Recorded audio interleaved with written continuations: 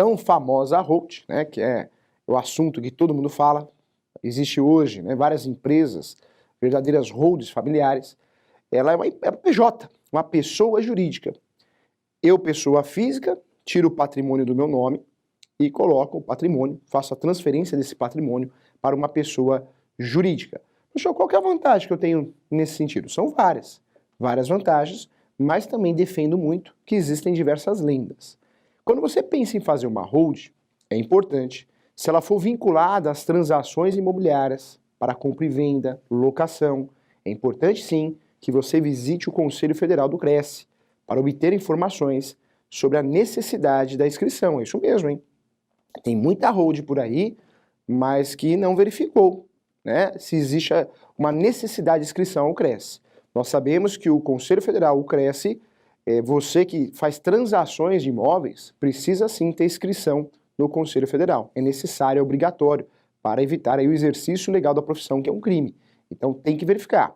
Nós vamos falar da hold hoje, mas caso você tenha em mente uma hold para fins, né, exclusivamente imobiliário, né, transações imobiliárias, seja de locação, compra e venda, é importante sim que você consulte o conselho para evitar transtornos futuros, tá bom? Isso é muito importante. Vamos lá, atenção agora, olha só. A hold, nós temos a hold familiar.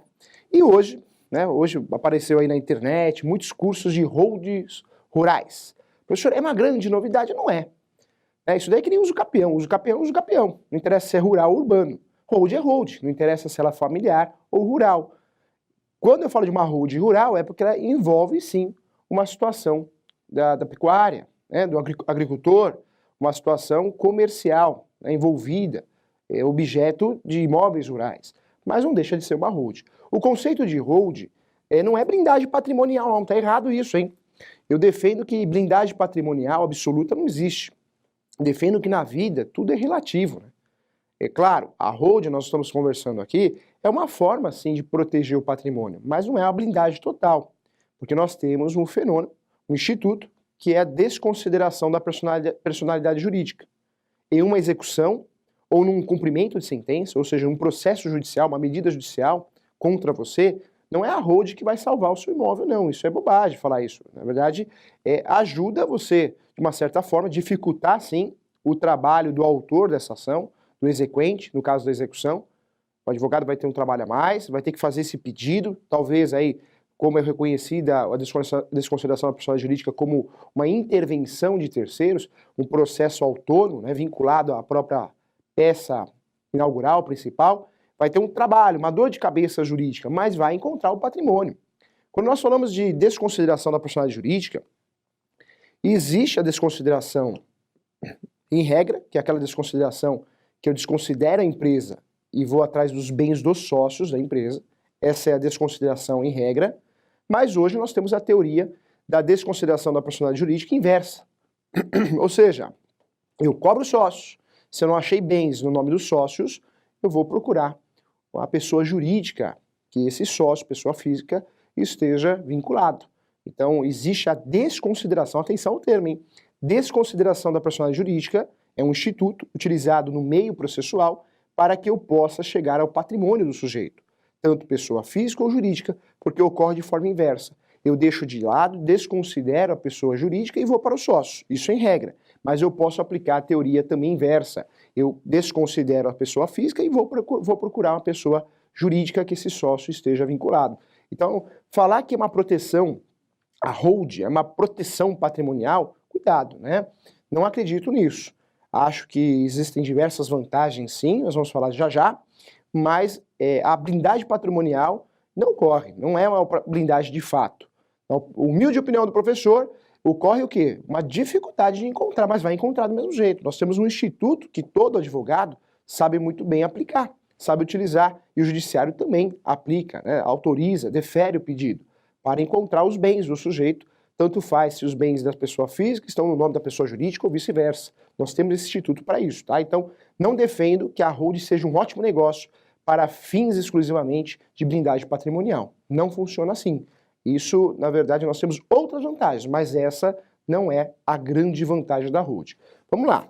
Quando eu falo de hold, tem a familiar e tem a rural. Na verdade, os institutos são os mesmos, são espécies, né, do gênero hold. Hold é o quê?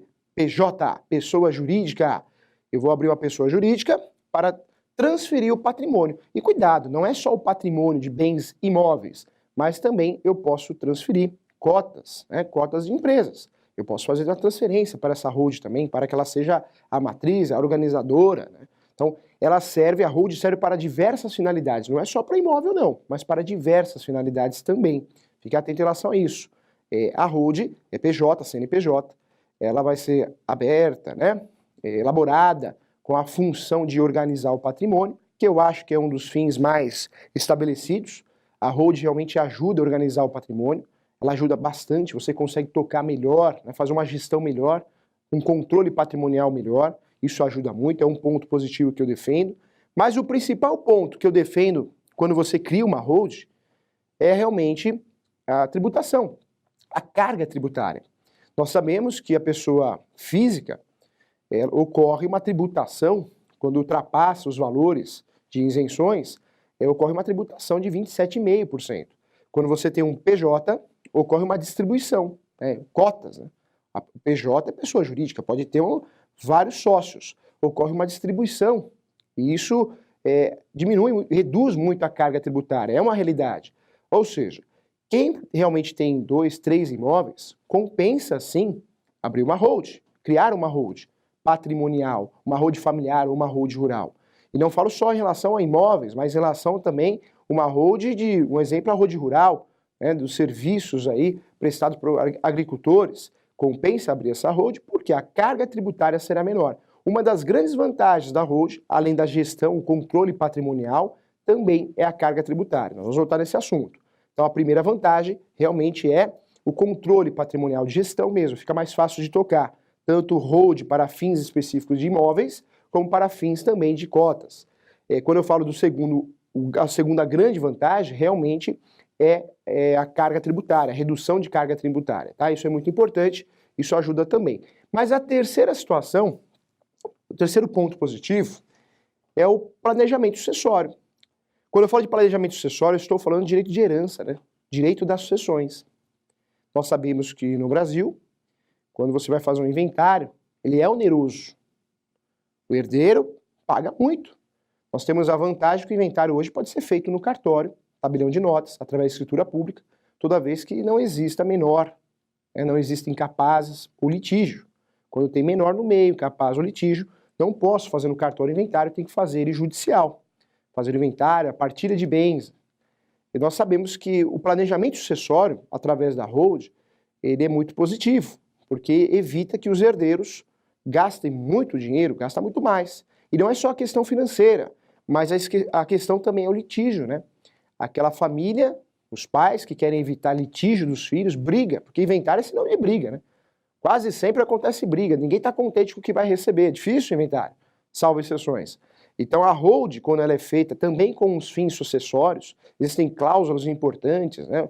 Existe um estudo, um planejamento sucessório dentro dessa hold, também evita litígio, briga entre os familiares. Então ela também é muito utilizada para isso.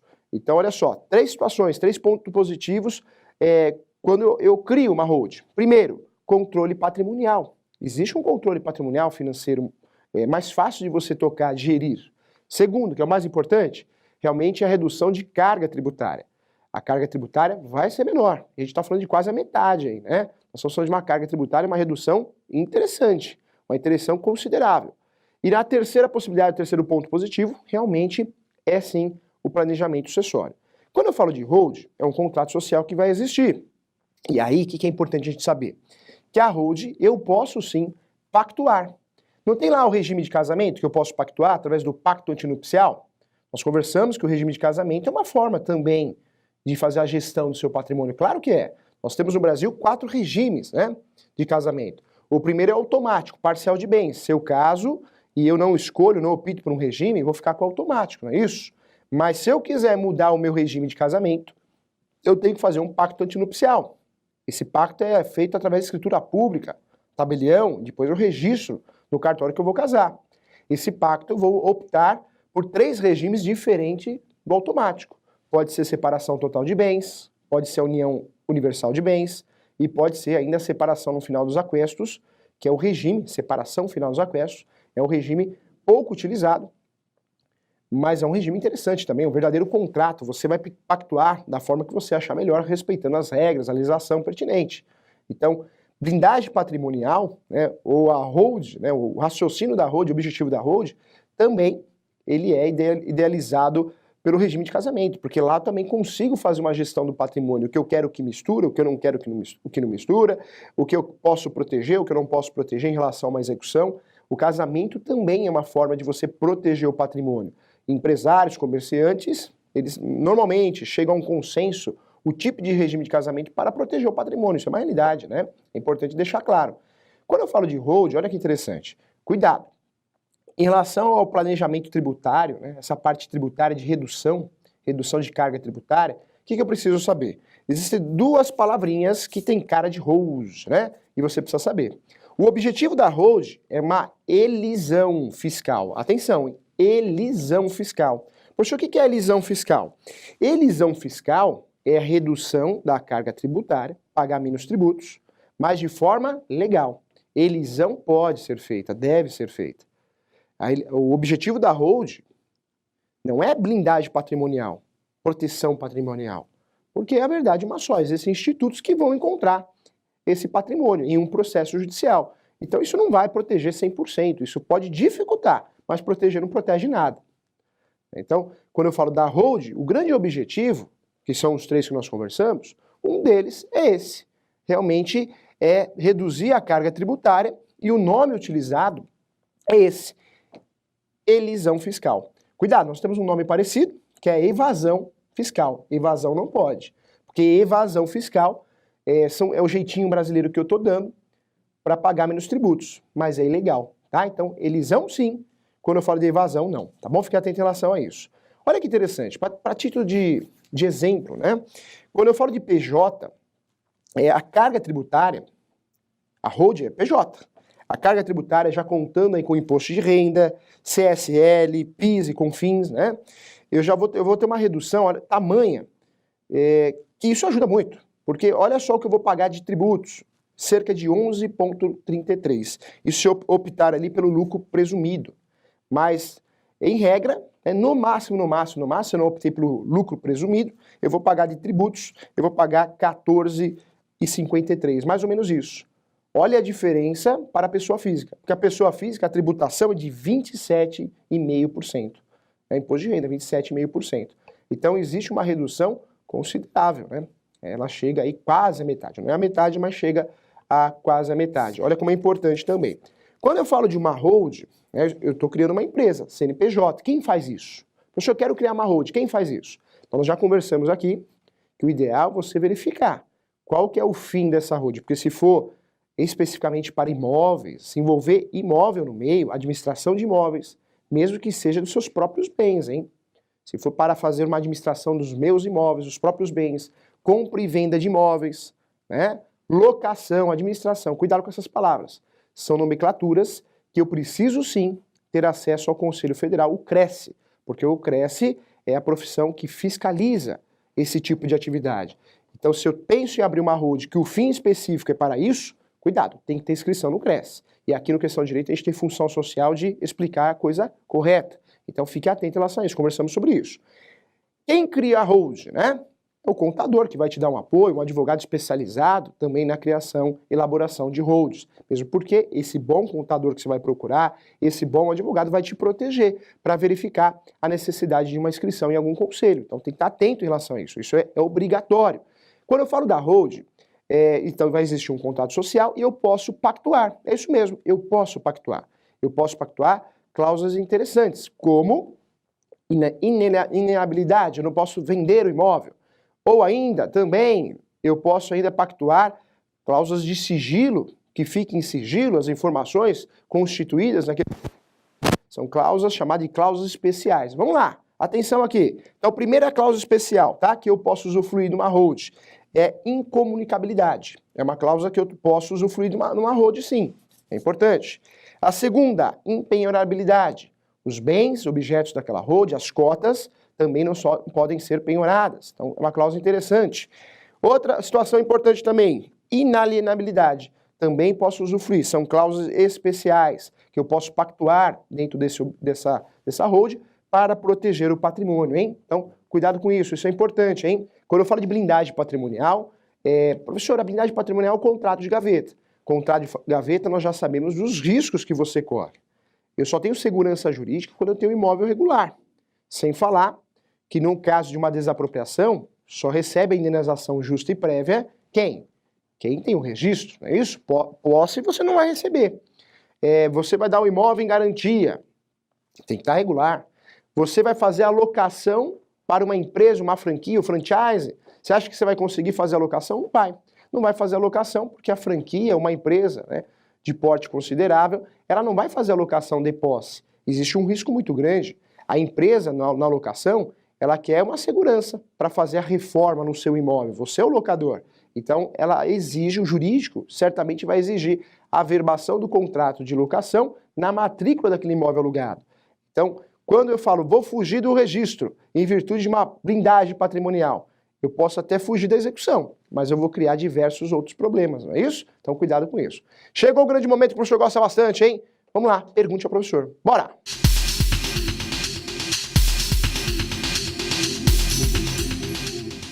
Na criação de uma hold familiar, necessariamente se constitui uma pessoa jurídica para gerir o conjunto de bens adquiridos na pessoa física. É isso mesmo, Adolfo. A hold, o objetivo é esse, né? Eu crio uma pessoa jurídica, PJ, para gerir o meu patrimônio. E esse patrimônio não posso falar só que é bens imóveis, mas qualquer bem, né? Inclusive cotas. Então o grande objetivo é esse.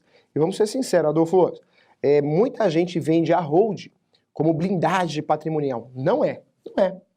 Ela tem, sim, pontos positivos. Nós conversamos aqui. Tributário, é um baita de um ponto positivo, né? Você consegue reduzir a carga tributária, você consegue gerir melhor o controle e a gestão, isso é muito bom. Você consegue, se tiver essa finalidade, você consegue fazer um planejamento, né? Planejamento societário, ou seja, no caso de morte, você consegue uma situação melhor para os herdeiros, né? Evita complicação, onerosidade. Então, ela é vantajosa, sim.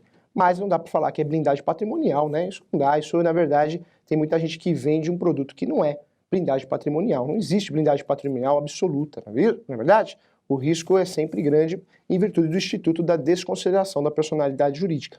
Inversa, inclusive. Legal, um grande abraço. Luiz Silva, bom dia.